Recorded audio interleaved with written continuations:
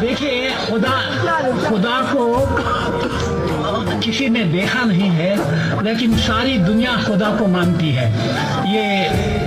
کس طرح یہ میں نے ان اشعار میں کہا ہے، ہم نے تجھے جانا ہے فقط تیری عطا سے، اچھا ہے،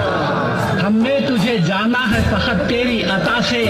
سورج کے اجالے سے، فضاؤں سے، خلا سے، چاند اور ستاروں کی چمک اور ضیا سے،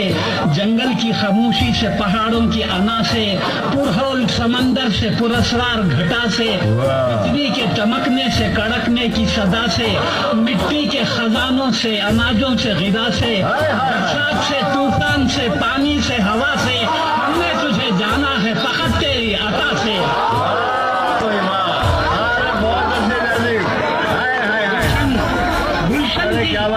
گلشن کی بہاروں سے تو کلیوں کی حیا سے، معصوم سی روتی ہوئی شبنم کی ادا سے، لہراتی ہوئی باد سحر باد صبا سے، ہر رنگ کے ہر شان کے پھولوں کی خبا سے، چڑیوں کے چہکنے سے تو بلبل کی نوا سے، موتی کی نزاکت سے تو ہیرے کی زیرہ سے، اکثر سے جھلکتے ہوئے فن اور کلا سے، ہم نے تجھے جانا ہے فقط تیری عطا سے۔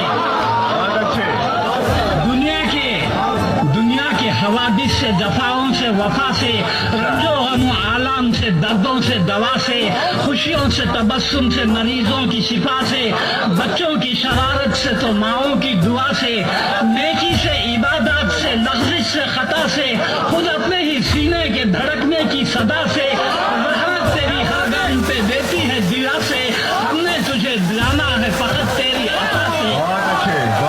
اور آخری بند ہے، ابلیس کے فتنوں سے تو آدم کی خطا سے،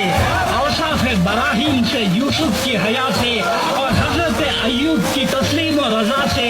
عیسیٰ کی مسیحائی سے، موسیٰ کے عصا سے، نمرود کے فرعون کے انجام فنا سے، کعبے کے تقدس سے تو مروہ و صفا سے، تورات سے، انجیل سے، قرآن کی سزا سے، یاسین سے، طٰہٰ سے، مزمل سے، نبا سے،